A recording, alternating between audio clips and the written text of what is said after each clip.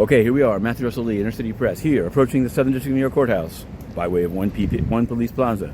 Now, yesterday, beginning at 2 and going till about 3:20, there was the hearing on the Department of Justice / SDNY subpoenas about the lack of defensive weapons on the Qatari gifted Air Force One retrofit. Yes, and it was a doozy. It was a doozy. Sean Buckley came in saying that he was not going to withdraw the subpoenas, that just hold them in abeyance. But Judge Subramanian was extremely prepared, and asked him a number of questions, some in cross-examination style, and really got down to basically apparently misleading the judge that signed the subpoena, not saying that it was against journalists, not doing the steps. He found not only the Gonzalez case, but in the reg itself, the subpoenas to the press is sort of a last resort thing. You have to take a number of steps before it.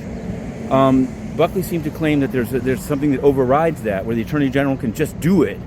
But even that has some constraints. Now, we live tweeted it to some note, but we described the break, but we didn't describe, because we don't try to speculate, what exactly Sean Buckley and who he spoke to in the side room of courtroom 23B. Some have speculated that it was Mr. Todd Blanche himself, but I don't know. I can't prove that. What I can say is, see our live stream. We put it all up, and we did some analysis on Substack, and you can read that as well. It's sort of good it was nice. There was a lot of people interested in the same story, and press freedom is definitely something we can all come together on, many of us at least, including me. Now today I'm hoping, yesterday I thought we had a resolution of Jay Lucas. He once ran for political office in New Hampshire. He's also reported and accused. I can't yet say he is, because he hasn't pled guilty yet, but he was supposed to plead guilty yesterday. Change of plea, proceeding of interest in the Mad Court, but it got canceled until today. There's actually something going on there right now, so I'm on my way. A man representing himself. Is he a sovereign citizen? That I don't know, but he is representing himself. He used some side words to that effect, but I don't know. We just have to see. We have to see. Speaking of a whole different kind of defendant than the gentleman I'm just referring to, is Edward James of First Brands. This was a noted flameout in which many banks were themselves essentially implicated as having empowered it.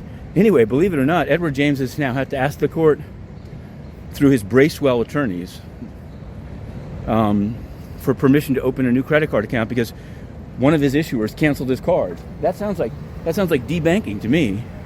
He's accused, innocent until proven guilty. I mean, what the F, you know? What the F? Now, what can we say? We have a number of pleadings in. We have a number of unsealing filings, some of which haven't been followed up on. I have to say, we won in the District of Colorado to have United Airlines file why it put a noose on one of its employees' desks. They were supposed to file it, but it's not in the docket, so we're going to have to follow that one up. Other things have been docketed. We did one yesterday to District of Pennsylvania. We'll just have to see what they do. But we also learned that in Indiana, one of our unsealing filings has been docketed about Purdue University. So it has a little bit to do with AI. That's a beat that we're covering. I can't tell you how closely we're trying to cover it. Now, I'm going to devote the turn to the UN because yesterday there was a supposed debate. Of course, there was no actual joining of issues. 6 candidates on a stage.